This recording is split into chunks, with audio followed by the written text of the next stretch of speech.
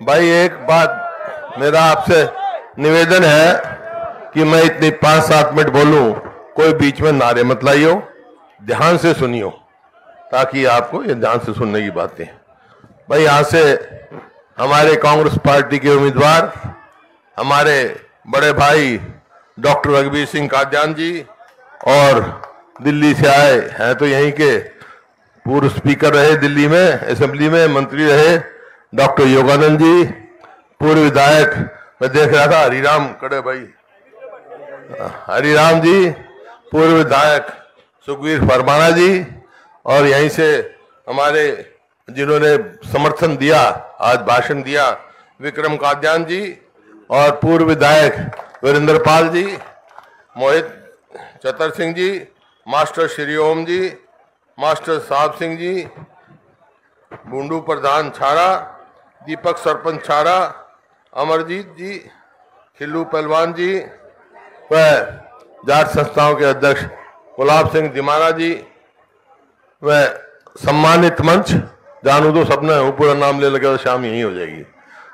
सम्मानित मंच, उपस्थित मेरी हल्के के बुजुर्गों, नौजवान साथियों, माता शक्ति, प्यारे बच्चों, देखो आज छाड़ा गांव में आया हूं मैं, और छाड़ा गांव में का सदैव आशीर्वाद मेरे को मिला भाई, चाहे पार्लियामेंट लड़ा हो, चाहे कोई दीपेंद्र लड़ा हो, छाड़ा गांव मतलब मैं कहता हूं कई दफा भाई छाड़ा गांव इतनी वोट देता जितनी सांगी दे मने, इतने परसेंटेज आती है। तो यहां से आपका सदा आशीर्वाद मिला है, मैं आपका आभार व्यक्त करता हूं। और अब कभी लोकसभा में जो आप पार्लियामेंट में इतनी भारी बहुमत से जिताया है दीपेंद्र को, उसका भी मैं आपका धन्यवाद करता हूं। देखो मैं सारे हरियाणा में घूम कर आ रहा हूं, आज कल आखिरी दिन है, आज यहां बेरी हल्के में आया हूं। एक बात कह के जा रहा हूं मैं कि सारे हरियाणा में एक लहर चली हुई है, कांग्रेस के पक्ष में लहर चल रही है, और छत्तीसगढ़ ने फैसला कर लिया है अब की बार हरियाणा में कांग्रेस की सरकार। जहां से जाते हैं, जहां एक ही आवाज आ रही है कि कांग्रेस आ रही है, भाजपा जा रही है। ये हुआ क्यों? ये कारण ऐसा एकदम बदलाव कैसे आया? बदलाव इस वास्ते आया कि भाई 2005 से 2014 तक कांग्रेस की सरकार थी, मेरे को मौका मिला सेवा करने का, और 2014 से 2024 तक बीजेपी जेजेपी की सरकार रही। लोगों ने तोल कर देख लिया भाई, 2014 में जब मैंने सरकार छोड़ी उस टाइम हरियाणा प्रति व्यक्ति आय, प्रति व्यक्ति निवेश, कानून व्यवस्था, नौकरी देने में और खेल और खिलाड़ियों में पूरे देश में नंबर 1 था, छोटा सा प्रदेश हमारा।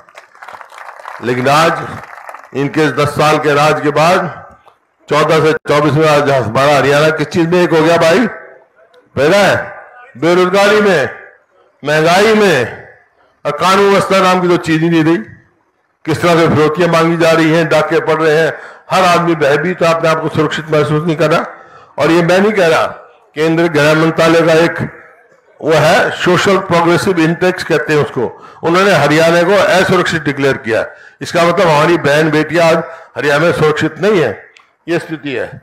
और भाई खेल और खिलाड़ी की देख लिया आपने, हमारी पहलवान बेटियां जिन्होंने हमारा नाम दुनिया में ऊंचा किया, उनको आज तक न्याय नहीं मिला। किस प्रकार से जंतर मंतर में उनको घसीटा गया, आज तक मुकदमे भुगत रहे, न्याय नहीं मिला। तो इस वास्ते लोगों ने फैसला कर लिया। अब सवाल इस बात का आता है कि भाई आप जाओगे तो ये तो बात मानते हैं लोग, सब मानते हैं, वो इस बात को मानेंगे भाई इनने तो 10 साल में हरियाणा का भट्ठा बटा दिया। पर ये पूछेंगे आपसे भाई कांग्रेस ही का आएगी तो क्या करेगी? नहीं जी, पूछेंगे ना तो 5-7 बताऊं जो बता भी दिए होंगे आप सबने कि भाई कांग्रेस आएगी तो मोटी मोटी बताया हूं बात। एक तो बुजुर्गों की पेंशन 6,000 रुपये करेगी भाई, और ये बैठी ना महिलाएं, इनके अकाउंट में 2,000 रुपये महीना डालेगी, और गैस का सिलेंडर की कीमत 500 से ज्यादा नहीं होगी। गरीब आदमी की 300 यूनिट बिल माफ होगी, क्योंकि जो आदमी अफोर्ड नहीं कर सकता। और किसानों का कहा इन्होंने, किसानों को कहा था कि 2022 तक हम किसान की आमदनी दुगनी कर देंगे। क्या था ना, होगी भाई दुगनी आमदनी? आमदनी तो दुगनी नहीं हुई, लागत कई गुना बढ़ा दी। देख लो आप, 2014 में डीजल का क्या भाव था, आज क्या भाव है? खाद का क्या भाव है था, आज क्या भाव है? कीटनाशक दवाइयों का क्या भाव था, आज क्या भाव है? ना खाद पे ना इसमें कोई टैक्स नहीं था मेरे टाइम में, अब टैक्स पे टैक्स लगा के इतना महंगा कर दिया। लागत तो कई गुना बढ़ गई, आमदनी बढ़ी नहीं, और एमएसपी नहीं मिलती। यहां तो हम कम पैदा करने में, कल करनाल साइड में गया था, धान तब मंडियां भरी पड़ी हैं, परेशान है। क्यों? मैं तो 15 तारीख को खरीद शुरू कर देते थे हमारे समय में, तो 15 आई तो बोला 15 को नहीं, हम 23 से करेंगे। 23 आई, बोला नहीं हम 1 से करेंगे। लोग परेशान। नई नई बात चला रखी है, परिवार पहचान पत्र, मेरे फसल मेरा ब्यौरा, प्रॉपर्टी आईडी, पता नहीं ये सब भ्रष्टाचार के घोटाले बना रखे। अरे मेरी फसल मेरा ब्यौरा का मतलब क्या है? हमारे समय में किसान के खेत में दाने लेकर के सीधा मंडी में ले जाओ था, एमएसपी मिल जाती। ये बाट देखे जाएगा, किसान के दाने लेकर के खेत में पड़े हैं, ऊपर तो बादल गरजने लग रहे हैं, वो बाट देखा पोर्टल की, कब तेरा नंबर आओगा। पोर्टल चलता नहीं, इतने मी बरस जाए उसके दाने में बीत जाए। ये तमाशा बना रखा है। तो ये आपके सामने हर चीज का।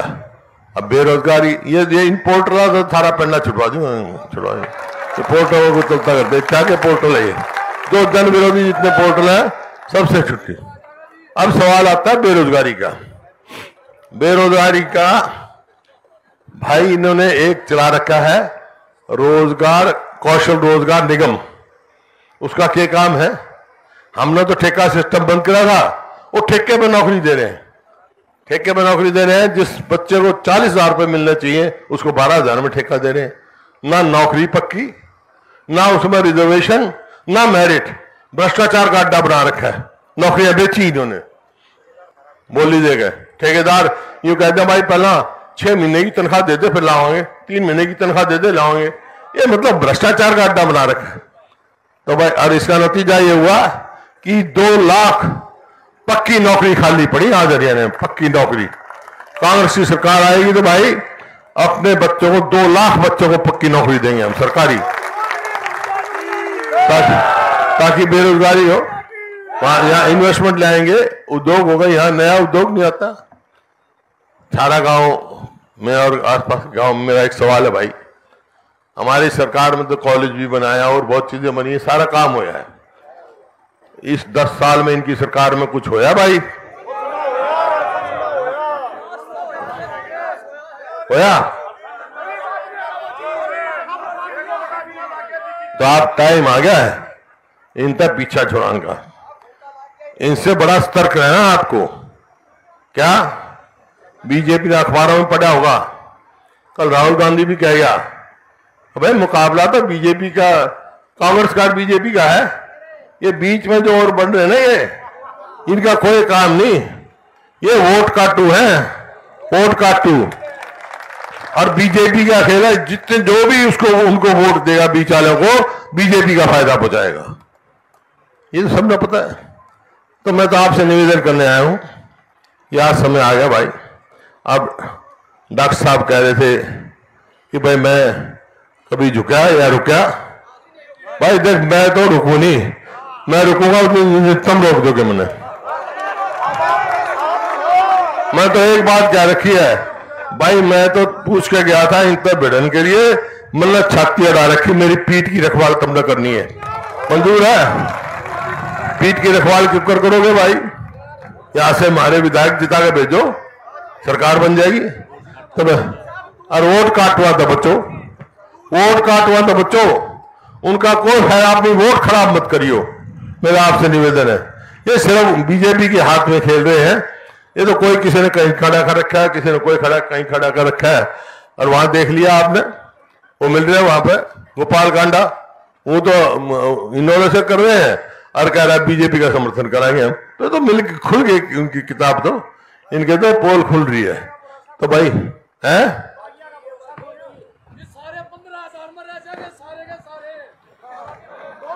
अरे भाई देख, मैं बात सुनो, वो तो 15,000 में रहेंगे, 5,000 में तुम जानो। मैं तो यहाँ हूं, तो मैंने यहाँ की जरूरत भी नहीं, तुमने लड़ना था सारा इलेक्शन। राज तो 18 बनना है, मैंने क्या करना भाई। तो भाई एक काम कर लो आप, बात सुनो, डॉक्टर रघुवीर कादियान मजबूत आदमी है, मेरे साथ मजबूते खड़ा रहा, कभी नहीं जरूरत की बात करी इन्होंने।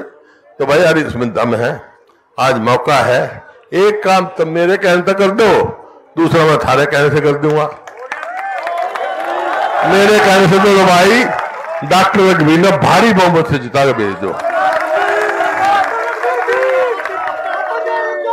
और थारे कहने से मैं क्या करूंगा, मैं थारी सरकार बना दूंगा, ठीक है। और मौका है भाई मेरी हल्के के लिए, पहला भी कर दिया था मैंने राज में साझा, फिर साझा कर लो। कांग्रेस की सरकार बन रही है,